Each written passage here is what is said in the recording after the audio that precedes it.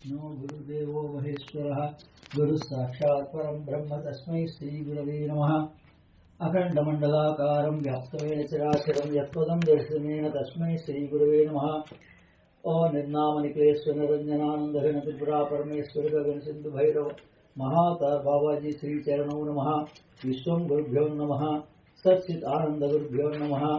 वंदे गुरुपदद्वन्द्वम् अवान्मानसगोचरं रक्तशुक्लप्रभामिश्रम् अतर्क्यं त्रिपुरं ब्रह्मास्त्रकुण्डिकाहस्तां शुद्धज्योतिस्वरूपिणीं गायत्रीं वेदमातरं। हरि ओम। Occult meditation అంటే శ్రీ సూక్తమే కాబట్టి మనం మన శ్లోకాన్ని చదివితే హిరణ్యవర్ణాం హరిణీం సువర్ణరజతస్రజాం చంద్రాం హిరణ్మయీం లక్ష్మీం జాతవేదో మమావహ తామా ఆవాహ జాతవేదో లక్ష్మీం మనపగామినీం యస్యాం హిరణ్మయీం విందేయం గామశ్వం పురుషారహం అశ్వ పూర్వం రథమజ్జాం హస్తినాద ప్రబోధినీం శ్రియం దేవీముపాహ్య మే श्रीर्मा देवी विशताम् आदित्यवर्णे तपसोज्जातो वनस्पतिस्तव वृक्षोदबिल्वः तस्य फलानि तपसानुदन्तु मायान्तरायाश्च बाह्य अलक्ष्मीर् गन्धद्वारां दुरादर्श्यां नित्यपुष्टां पुरीशिनीम् ईश्वरीं सर्वभूतानां तामिभोह्यं श्रियम् आर्द्रां पुष्करणीं पुष्टिं पिङ्गलां पद्ममालिनीं चन्द्रां हिरण्मयीं लक्ष्मीं जातवेदो ममावह आर्द्रां यः कर्णीं यष्टिं सुवर्णां हेममालिनीं सूर्यां हिरण्मयीं लक्ष्मीं जातवेदो ममावह तामा आवाह जातवेदो लक्ष्मीमनपगामिनीं यस्यां हिरण्मयीं प्रभूतं गावोज्यास्यो स्वान् विन्देयं पुरुषानहम्।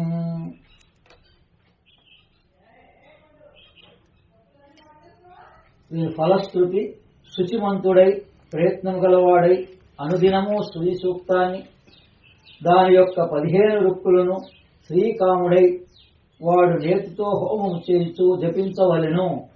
ఒకప్పుడు నేతితో జపిస్తూ ఈ శ్రీ సూక్తాన్ని పురుష సూక్తాన్ని ఆచరించేవాడు.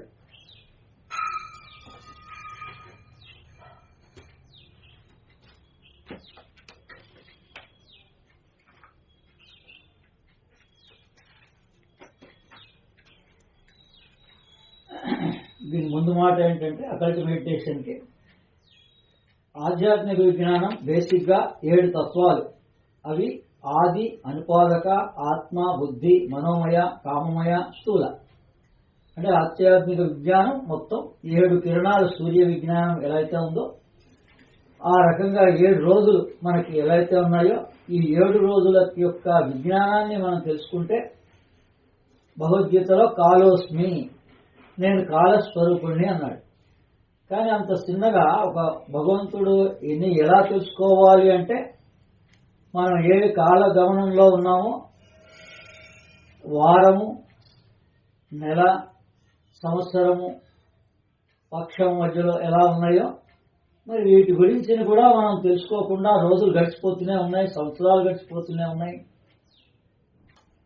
కాబట్టి ఇందులో 7 రకాలుగా ఏంటంటే మనకున్న వారంలోనివి 7 కిరణాలు కావచ్చు, 7 రోజులు కావచ్చు. వీటిని ఆది, అనుపాదక, ఆత్మ, బుద్ధి, మనోమయ, కామమయ అని 7 రకాల పేర్లతో మనం పిలుస్తాం. స్థూల యోగ విజ్ఞానం 5 తత్వాల మీద ఎక్కువగా బేస్ చేసి చెప్తుంది. దీన్నే ఇంకా పంచభూతాలుగా మనం భావించినట్లయితే సృష్టి 5 తత్వాల మీద ఆధారపడి ఉంటుంది కనుక పంచతత్వాలే ప్రపంచం. ఈ పంచతత్వాలని మీరు అర్థం చేసుకోగలిగితే అంటే ఆత్మతత్వం, బుద్ధి, మనోమయ, కామమయ, స్థూలతత్వం.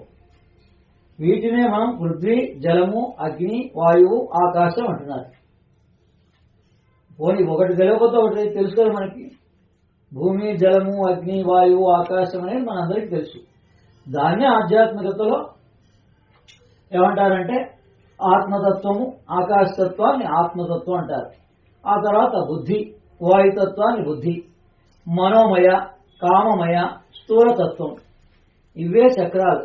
మన దేహంలో ఉండేటువంటి చక్రాలే విశుద్ధి చక్రము, అనాహత చక్రము, మణిపూరక చక్రము, స్వాధిష్టాన మూలాధారాన్నే ఆత్మతత్వం, బుద్ధి, మనోమయ, కామమయ, స్థూలతత్వం అంటారు. దీన్నే సైన్స్ లో ప్రోటాన్, న్యూట్రాన్, ఎలక్ట్రాన్ తెలిస్తే కెమిస్ట్రీ ఎలా అర్థమవుతుందో అలాగే మన పంచతత్వాలని అర్థం చేసుకుంటే మొత్తం ఆధ్యాత్మిక విజ్ఞానం అంతా అర్థమవుతుంది. తెలిస్తే చాలా సింపుల్ గా ఉంటుంది, తెలవకపోతే ఎన్నటికీ తెలవదు.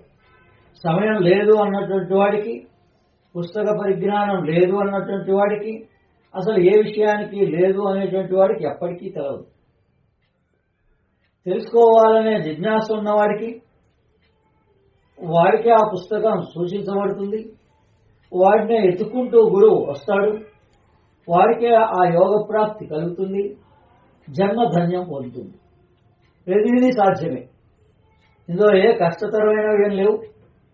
ఇదే వాక్యాల్ని పరిభాషలో ఎలా రాయాలో యోగ పరిభాషలో ఒక రకంగా, థియోసఫికల్ నాలెడ్జ్ లో ఒక రకంగా వీటినే రాశారు. పంచభూతాలనే భూమి, జలము, అగ్ని, వాయువు, ఆకాశాన్ని థియోసఫికల్ నాలెడ్జ్ లో ఒక రకంగా రాస్తారు. మరి సైన్స్ ప్రకారంగా ఎలక్ట్రాన్, ప్రోటాన్, న్యూట్రాన్ అని ఎలా ఉందో, వీటి కెమిస్ట్రీ తెలుసుకోవడం ఎలా సాధ్యమో ఇది తెలుసుకోవడం కూడా అంతే, అంత సులభం.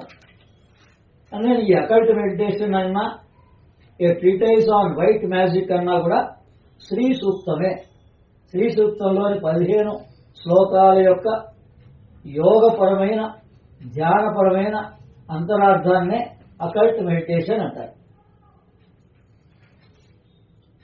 అలాగే మన మంత్ర ధ్యానం, మనకిచ్చిన ప్రణాళికలో మంత్ర ధ్యానం, ఆ మంత్ర ధ్యానాన్ని ఆశ్రమం వాళ్ళంతా ఈ పుస్తకం ద్వారా ఇప్పటి వరకు 20 సంవత్సరాల నుంచి కూడా ఆచరిస్తున్నారు.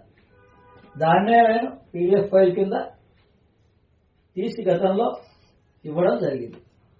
కానీ ఇది యోగము, ధ్యాన పద్ధతిలో కాదు. మనకి ఈ కాలానుగుణ్యంగా ఇప్పుడు 2020 సంవత్సరం తర్వాత 2000కి ఒక ప్రణాళిక ఉంటుంది, 2020 నుంచి ఇంకొక ప్రణాళిక ఉంటుంది.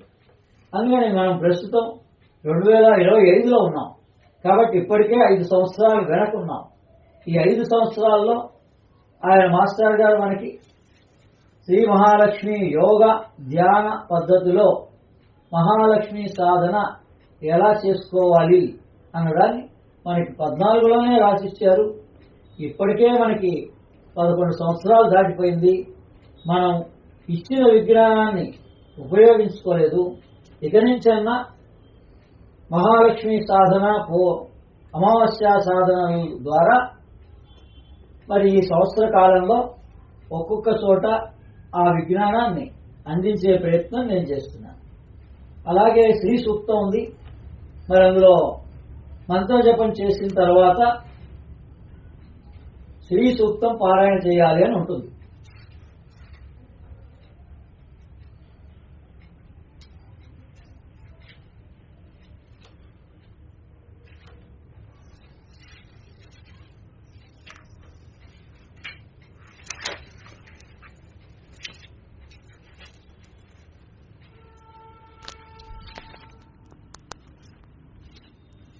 మూల మంత్రం ఓం శ్రీం హ్రీం శ్రీం కమలే కమలాలయే ప్రసీద ప్రసీద శ్రీం హ్రీం శ్రీం ఓం మహాలక్ష్మై నమః ఇది మూల మంత్రం. సహస్రం 300 అష్టోత్తర శతం వా జపిత్వా శ్రీ సూక్త పారాయణం కుర్వాత్ తజ్జాత్.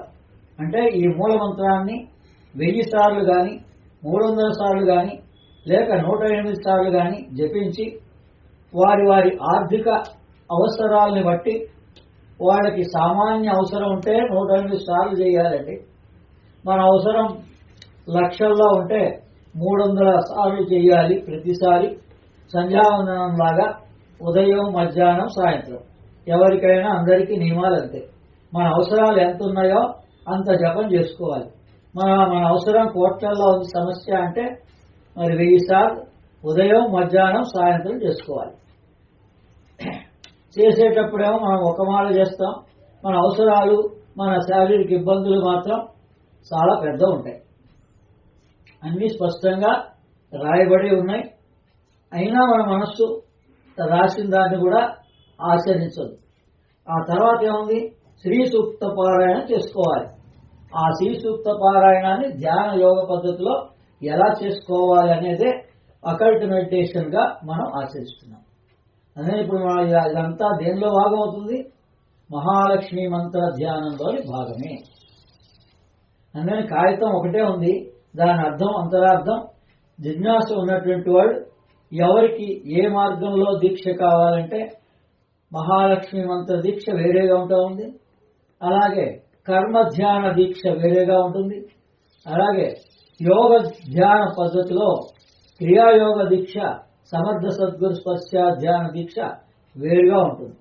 మనం ఒక పవిత్రమైన చోట్లో ఆయా దీక్షలు ఎవరు శ్రద్ధగా తీసుకుంటారో వాళ్ళకి ఆ జిజ్ఞాస కలిగి దాన్ని పుస్తక రూపేణ చదువుకొని క్లాసుల్లో విని ఇంకేమైనా సంశయాలు వచ్చినా ఆయా కార్యక్రమాల్లో ఆ కార్యక్రమాలు జరిగేటప్పుడు ఏమంటే ఈ ప్రశ్నకి సమాధానం ఈ కార్యక్రమంలో చెప్పండి అని ఒక కార్యకర్తగా వస్తేనే వాళ్ళకి ఈ విషయాలు వివరించడం జరుగుతుంది. ఇంకా ఎవరికి వాళ్ళకి టైం లేనట్టుగా నాకు కూడా టైం ఉండదు ఎవరితో మాట్లాడడానికి, ఎవరితో చేయడానికి. నాకున్న వర్క్ నాకుంది.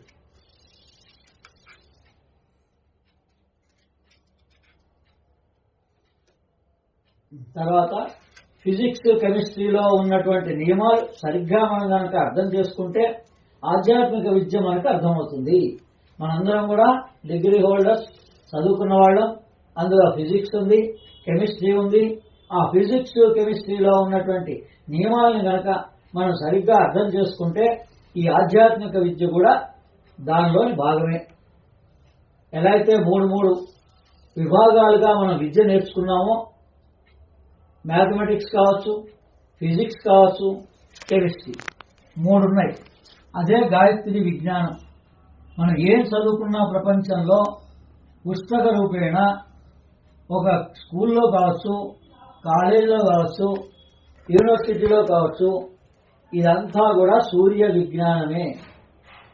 కాలానుగుణ్యంగా హిమాలయ మాస్టర్సే భూమి మీద ఉన్నటువంటి శాస్త్రజ్ఞులకు కానీ మహానుభావులకు కానీ సూచనప్రాయంగా తెలియజేసి ఈ విజ్ఞానాన్ని అందిస్తున్నారు.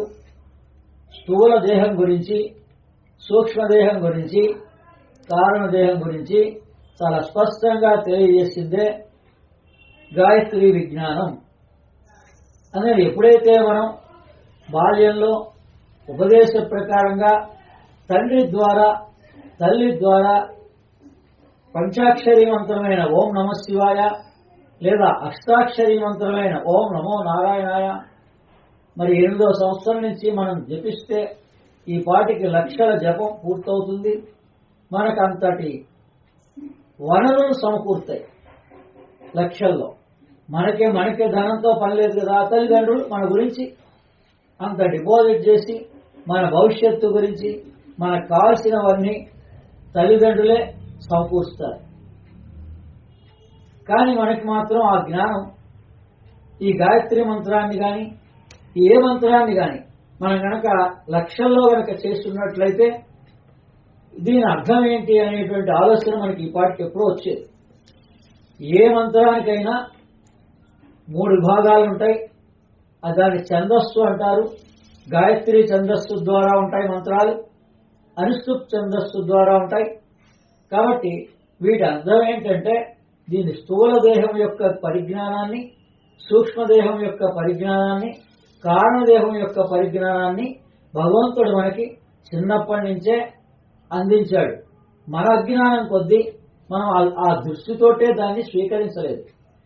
డిగ్రీ సర్టిఫికేట్ పొందాం కానీ అలా కెమిస్ట్రీ అన్నా, ఫిజిక్స్ అన్నా, మ్యాథమెటిక్స్ అన్నా ఈ 3 కలిపితే సూర్య విజ్ఞానమే. ఆధ్యాత్మిక విజ్ఞానం ప్రకృతిని, ఆది, అనుపాదక, ఆత్మ, బుద్ధి, మనోమయ, కామమయ, స్థూల అనే 7 తలాల్లో చెప్తుంది. ఈ 7 తలాలని మనం స్పష్టంగా అర్థం చేసుకోవడానికి ఈ అకల్ట్ మెడిటేషన్ ద్వారా ప్రయత్నం చేస్తున్నాం. ఆధ్యాత్మికము అంటే ఋషులకు అర్థమైన తలం. మనం ఏవి కొత్త నియమాలని కోసం వెతుక్కోక్కర్లేదు, వాటిని ఉపయోగించుకునే విధానాన్ని మార్చుకోవాలి అని ఋషులు చెప్తారు. ఋషులు ఏం చెప్తున్నారు? మనం ఏ కొత్త నియమాల కోసం వెతకక్కర్లే. సైన్స్ లాగా సైన్స్ ఎప్పుడు కూడా కొత్త కొత్త నియమాల్ని, కొత్త వాటిని తెలుసుకోవడానికి ప్రయత్నం చేస్తూ ఉంటుంది. అటామిక్ ఎనర్జీని ఉపయోగించి సర్వమానవాళికి ఆ శక్తిని ఎలా ఉపయోగించుకోవాలో నేర్చుకుంది. కానీ దాన్ని వినాశనానికే సైన్స్ ద్వారా ఏదైతే మన రీసెర్చ్ అండ్ డెవలప్మెంట్ ఉంటుందో అది నెగటివ్ పర్సన్స్ చేతిలోనే పడుతుంది. పాజిటివ్ గా ఆ శక్తిని యావత్ ప్రపంచానికి ఉపయోగిస్తే అసలు ఏ యుద్ధాలు ఉండవు, ఏ దేశాలకి ఘర్షణలు ఉండవు. కానీ ఆ విజ్ఞానం అందరూ ఎక్కడ ప్రపంచంలో ఏ యూనివర్సిటీల్లో రీసెర్చ్ చేసినా భారతదేశంలో ఉన్నటువంటి వాళ్లే వెళ్తూ ఉంటారు. భారతదేశం ఆదరించని కారణంగా, వాళ్ళ విద్యకి విలువ ఇవ్వని కారణంగా దేశ విదేశాలకు వెళ్ళి నాసాలో కానీ ఎక్కడ ప్రపంచంలో ఎక్కడైనా వాళ్ళు సైంటిస్టులుగా పరిశోధన చేస్తున్నారు. పాపం కష్టపడేదంతా వీళ్ళు, దాన్ని ఉపయోగం పొందేది, దాన్ని అధికారంగా చలామణి చేసేది ఆయా దేశాలు, ఆయా దేశాల అధ్యక్షుడు. మన ఆధ్యాత్మికత ఏం చెప్తోంది? ఇంత కష్టపడక్కర్లేదు. 20-30 సంవత్సరాలు మీరు ఏదైతే సైంటిస్ట్ గా తెలుసుకోగలుగుతావో చాలా స్వల్ప సమయంలో 14 సంవత్సరాల్లోనే వేద ప్రకారమైన విజ్ఞానాన్ని నువ్వు పొందగలిగితే, నీ జీవితాన్ని నువ్వు చూసుకుంటూనే రోజు గంట పొద్దున సాయంత్రం కేటాయించగలిగితే నీకు ఈ విజ్ఞానం అంచెలంచెలుగా అందుతుంది. కనీసం మొట్టమొదట భూమి అంటే ఏంటి, జలం అంటే ఏంటి, అగ్ని, వాయువు, ఆకాశం, ఈ పంచభూతాలే పంచచక్రాలు. మరి ఇప్పటికి 50 సంవత్సరాల వయసు ఉంది. ఎవరి వయసు ఎంతో ఒకసారి గ్రహించాలి. 30 సంవత్సరాల వయసు ఉన్నటువంటి వాడికి 3 చక్రాల విజ్ఞానాన్ని తెలుసుకోగలిగే అవకాశం మన ఆధ్యాత్మికత, మన మంత్రశాస్త్రం ఇచ్చింది. దాన్ని మనం ఉపయోగించుకోలేదు. పేరుకి 60-70 ఏళ్ళు వచ్చిన వాళ్ళు ఉన్నారు.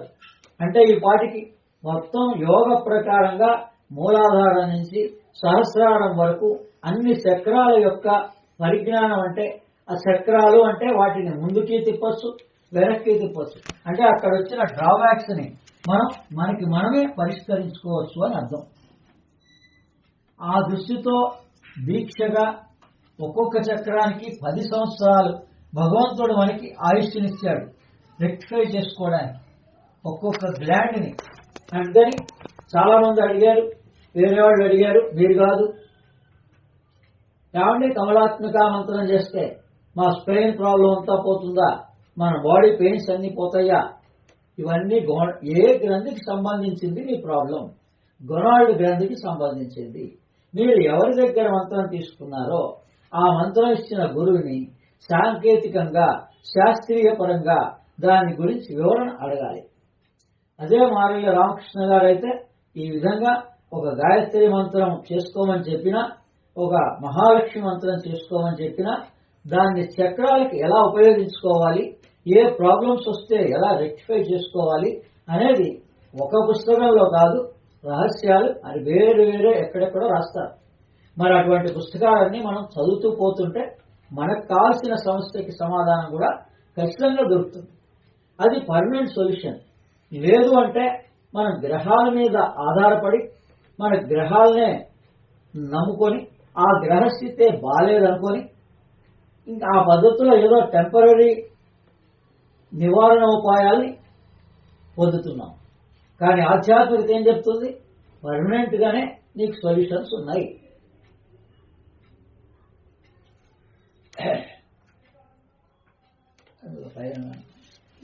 స్తోత్ర విజ్ఞానం 1 అనే బుక్ ఉంటుంది, ఆరెంజ్ కలర్ లో. మెల్లగా 1 by 1 ఎత్తుకుని చూస్తూ స్తోత్ర విజ్ఞానం 1. అనేది మనం ఈ విజ్ఞానంలో అన్ని విషయాలు తెలుసుకోవచ్చు. అకల్ట్ మెడిటేషన్లో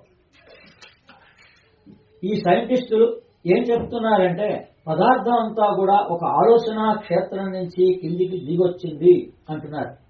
మనం చూస్తున్న వస్తువులన్నీ కూడా ఘనీభవించిన ఆలోచనలే. ఈ ఆలోచనలకి కేంద్రం మనస్సు. ఈ మనస్సు లేదా మైండ్ అనే దానికి ఆధ్యాత్మికత ప్రాణం. ప్రాణం అనే 2 పేర్లు వచ్చింది అంటే ఆలోచనలన్నా ఆకాశం అన్నా ప్రాణం అన్నా ఒక్కటే. ఇంతవరకు మనకు కన్ఫ్యూజ్గా ఉండేది. మనం మాస్టర్ గారు ఆ కన్ఫ్యూజన్ ని తీసేసి అకల్ట్ మెడిటేషన్ ద్వారా మనం ఏం చెప్తున్నారు, ఒక అద్భుతమైన రహస్యాన్ని చెప్తున్నారు. ఆకాశం అన్నా ప్రాణం అన్నా ఆలోచనలన్నా ఆలోచనలే మనస్సు. అందుకని మనస్సు అన్నా ప్రాణం అన్నా ఆకాశం అన్నా ఒకటే అని ఇక్కడ వరకు చెప్పారు. దీన్నే కనుక మనం లోతుగా పరిశీలించినట్లయితే ఆత్మనాకాశ సంభూత, ఆకాశాన్ని పుట్టించింది ఆత్మ. ఇప్పుడు ఆత్మే పరమాత్మ, ఆ ఆత్మ పరమాత్మే భగవంతుడు. ఒక్క నిమిషం.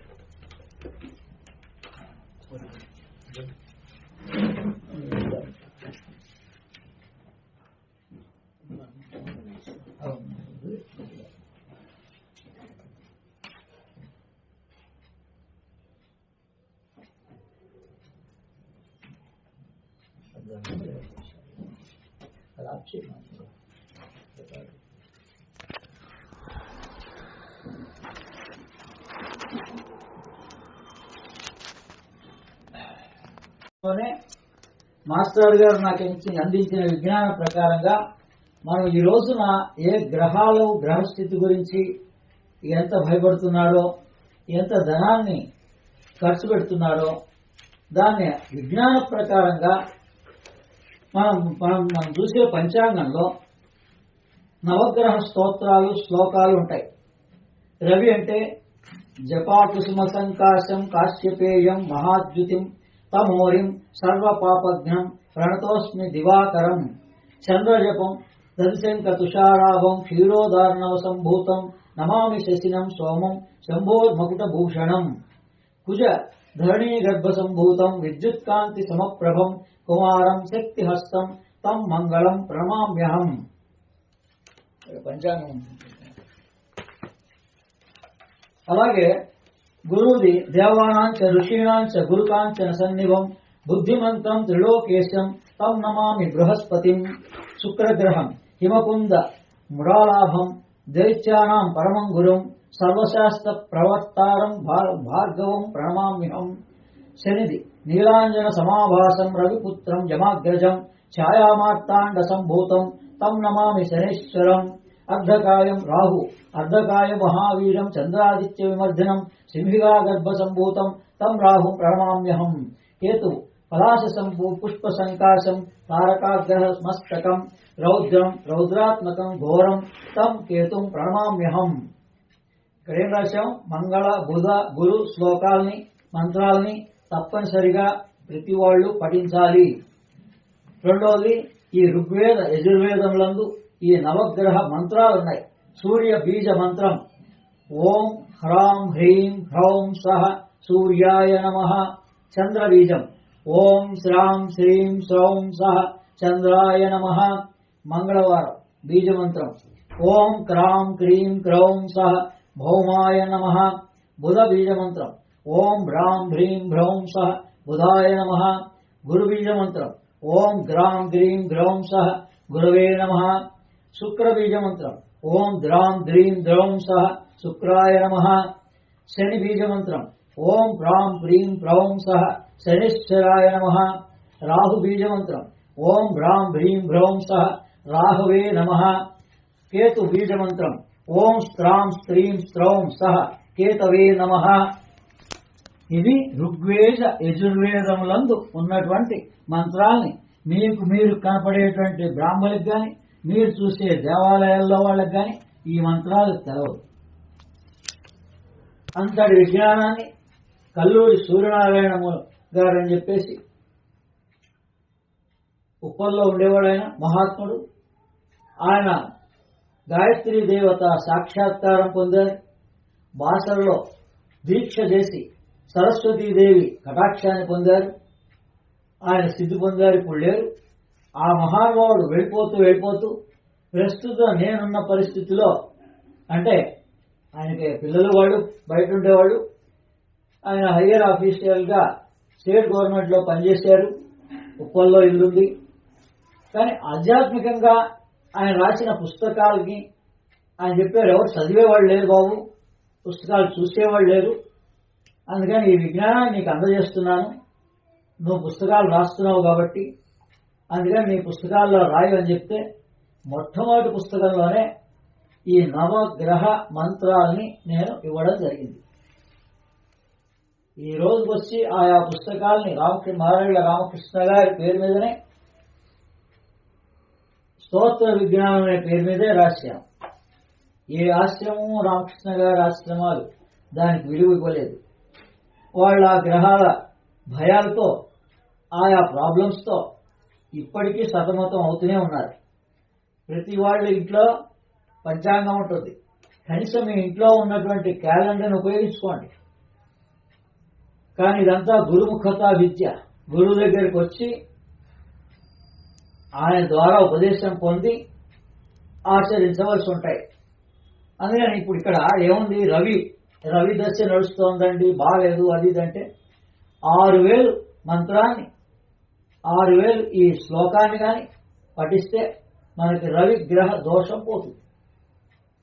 అలాగే చంద్రగ్రహం 10,000, కుజగ్రహం 7,000, బుధగ్రహం 17,000, గురుగ్రహం 16,000, శుక్రగ్రహం 20,000, శనిగ్రహం 19,000, రాహుగ్రహం 18,000, కేతుగ్రహం 7,000.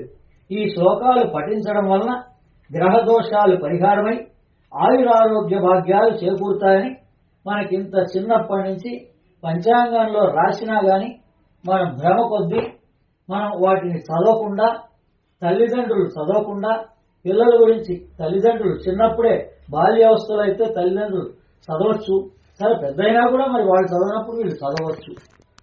ఇది లేకుండా మనం కేవలం ముట్టుకుంటే అయిపోతుంది, లేకపోతే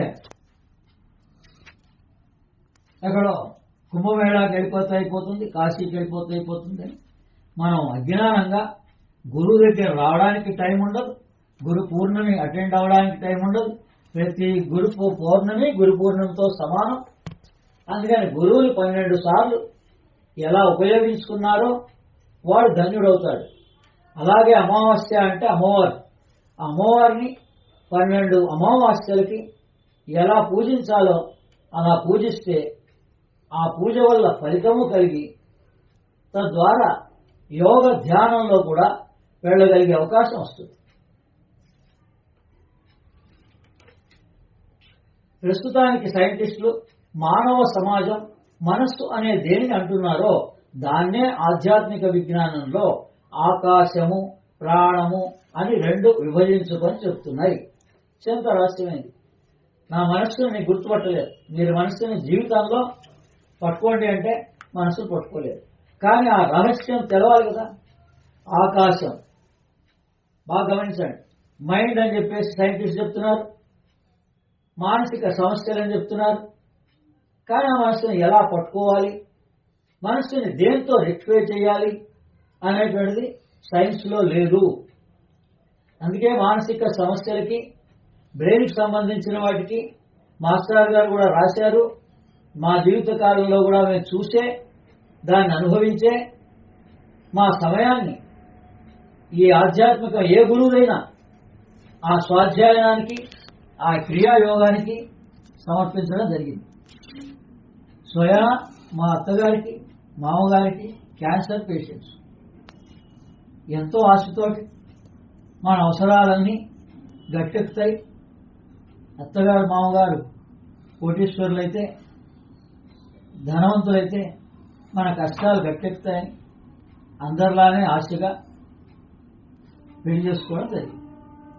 కానీ తత్కాలంలో మొట్టమొదట మామగారికి క్యాన్సర్ వచ్చింది. ఆయనకి ఆ దగ్గరుండి ఆపరేషన్ చేయించి అన్నీ తిరిగినందుకు అత్తగారికి క్యాన్సర్ వచ్చింది. ఏ బ్రెయిన్కి అయితే ఆపరేషన్ చేయకూడదో ఆ బ్రెయిన్కి నిజాం ఆర్థోపెడిక్ దాంట్లో ఆపరేషన్ చేయించి ఓ 3 సంవత్సరాలు జీవించి ఆయన వెళ్ళిపోయినారు. ఈ మధ్యలోనే ఆయనకి బ్లడ్ కూడా ఇచ్చి చాలా తీవ్రంగా ఆయన గురించి మానసికంగా తపన చెంది ఈవిడికి ఆ క్యాన్సర్ లక్షణాలు వచ్చి ఈవిడ ముందే పోయి, అందుకని అంత డిజాస్టర్ జరిగిందని దీని రహస్యం ఏంటి అసలు? మరి సైంటిస్టులు గురువులు చెప్పేది ఇలా బ్రెయిన్కి ఆపరేషన్ చేయకూడదు. అద్భుతమైన గాయత్రి విజ్ఞానం, అద్భుతమైన మహాలక్ష్మి విజ్ఞానం, మారుల రామశర్మ గారు 70 సంవత్సరాల నుంచి హరిద్వార్ సంస్థ దాన్ని ఇలా డాక్టర్లు చెప్పిన దానికి భయపడి భ్రమపడి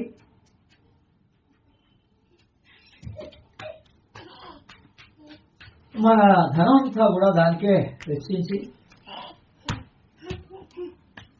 నేను ఎప్పుడు కూడా ఈ మనస్సు అనేటువంటి దాన్ని మనం ఆధ్యాత్మికంగా బాగా గ్రహించగలిగితే ఈ ఆధ్యాత్మిక విజ్ఞానంలో ఆకాశము ప్రాణము అని 2గా విభజించుకొని ఏవైతే ఉన్నాయో అది మనస్సే. అంటే ఇప్పుడు ఏమైపోయింది, మనస్సు అన్నా ప్రాణం అన్నా ఒకటే, మనస్సు అన్నా ఆకాశం అన్నా ఒకటే. అందుకని ఈ 2 కూడా ఎక్కడ విభాగం చెందుతున్నాయి అంటే ఆకాశంలోనే. మనకి మూలం సూర్యుడు, ఆ సూర్యుడు ఆకాశంలో ఎవరున్నారు? సూర్య భగవానుడు. నేను చెప్పాం వేదంలో ఆత్మనాకాశ సంభూత ఆకాశాద్ వాయు వాయోరగ్ని అగ్నో యాపః ఆపహో పృథ్వీ పృథ్వో ఔషధః ఔషధ అన్నాత్ పురుషః. ఇది వేద ప్రామాణికమైన సృష్టి రహస్యం. ఇది గనక చదివితే భగవంతుడు దిగి వస్తాడు. ఇది మనకు 3 సంధ్యా సమయాల్లో 5 సమయాల్లో ప్రార్థనా ప్రకారంగా ఇటువంటి వేద మంత్రాలని గనక ఉచ్చారణ చేసి అర్థసహితంగా అర్థం తెలుసుకోగలిగితే అసలు మనకి ఈ జన్మకి భయం అనేది లేదు. ఈ జీవుడు ఎలా పుట్టాడో తెలుస్తుంది. అందుకని ఇక్కడి వరకు జ్ఞానం ఎంతవరకు ఉంది? ఏదైతే సైంటిస్టులు మనస్సు అంటున్నారో దాన్ని విజ్ఞానపరులు, ఆధ్యాత్మిక విజ్ఞానపరులు ఆకాశం ప్రాణం అంటున్నారు. అందుకని ఈ ఆత్మనాకాశ సంభూత అంటే ఆకాశాన్ని సృష్టించింది మొట్టమొదట ఆత్మ. ఆ ఆత్మనే పరమాత్మ, దాన్నే భగవంతుడు అంటున్నాం. అందుకని ఆ భగవంతుడు మొట్టమొదటి ఏం సృష్టించాడు? ఈ ఆకాశాన్ని. అంటే ఈ ఆకాశం పైన ఏమున్నాయో వాటిని కూడా సృష్టించింది భగవంతుడే. సూర్యుడిని చంద్రుణ్ణి సృష్టించి ఈ భూమిని, ఈ ఆకాశం నుంచి భూమి దాకా పంచభూతాల్ని సృష్టించింది భగవంతుడు. కాబట్టి ఆత్మ ద్వారా మనసు పుడుతోంది, ఆత్మ ద్వారా ప్రాణం పుడుతోంది. ఆ ఆత్మని ఆకాశం అంటున్నారు వైజ్ఞానికులు, ఆధ్యాత్మిక వైజ్ఞానికులు. ఇక క్రియాయోగం చేస్తే అంత స్పష్టంగా మన మనస్సు ఏంటి, ప్రాణంతో మనస్సుతో ఆచరించేదే క్రియాయోగం. ఒకానొక రోజుకి శ్రద్ధా విశ్వాసంగా 4 సంవత్సరాలు ఆచరిస్తే ఈ మనస్సు ప్రాణం ఏకమై యోగం పూర్తయి, అందులో ఇంటర్వ్యూలో చెప్పాం, లహరి మహాశయ పుస్తకంలో ఉంటుంది. ఇన్ని సంవత్సరాల, ఇన్ని నెలల, 4 సంవత్సరాల 9 నెలల, ఇన్ని రోజులకి అని ఖచ్చితంగా ఆ సూర్య జ్యోతి, ఆత్మజ్యోతి ప్రకాశించబడుతుంది. అంతటి గొప్ప పరాశక్తి క్రియాయోగ, లేదా ఏ పేరున క్రియాయోగ అయినా అంతటి మహాత్ములు జీవించినప్పుడే వాళ్ళకే ఆదరణ లేదు. ఇటువంటి సమాజం భ్రమల్లో జీవిస్తూ భయాల్లో బతుకుతూ సమయము, ధనము, శ్రమ ఇచ్చి కోల్పోతున్నారు, భయాన్ని మిగుల్చుకుంటున్నారు. మైండ్, మనస్సు లేదా తర్వాత ఏముందంటే ఈ ఆకాశతత్వం అన్నా ప్రాణతత్వం అన్నా టెక్నికల్ టర్మ్స్ లో చెప్తే అది మైండ్, మనస్సు. బాగా గమనించండి, మనస్సుని ఎలా పట్టుకోవచ్చు. ఆకాశతత్వం అన్నా ప్రాణతత్వం అన్నా మనస్సు. మైండ్ లేదా మనస్సు అనేది మన కంటికి కనిపించదు. పదార్థాన్ని ఎలాగైతే మనం క్రిస్టలైజ్ చెయ్యగలుగుతామో, ఎలాగైతే సాలిడ్ లిక్విడ్ గ్యాసెస్ స్థితుల్లోకి మార్చుకోగలుగుతామో, ఆకాశాన్ని కూడా వాయువుని కూడా క్రిస్టలైజ్ చేయవచ్చు. అంటే ఘన ద్రవ వాయు స్థితుల్లోకి మార్చుకోవచ్చు. మీరు ఒక ఐడియా మీద సరిగ్గా మెడిటేషన్ చేస్తే దాన్ని భౌతిక తలంలోకి దింపుకోవచ్చు. దానిని అకల్ట్ మెడిటేషన్ అంటారు. మీ మనస్సునే కింది స్థాయిలోకి పై స్థాయిలోకి గ్రహించి మీలో ఉన్న ఆకాశాన్ని, మీలో ఉన్న ప్రాణానికి మూలమైనటువంటి ఆత్మని ఈ ముందు తెలుసుకోగలిగినదే హూ యామ్ ఐ. ఈ మూడు హూ యామ్ ఐ అన్న మనస్సు, బుద్ధి, ఆత్మ అన్న ఒక్కటే. అందుకని ఏ రమణ మహర్షి అయితే హూ యామ్ ఐ అని యావత్ ప్రపంచానికి ఒక ఉపదేశాన్ని చేశారో దాన్ని వివరాత్మకంగా ఎలా తెలుసుకోవడం ఎలా జరుగుతుంది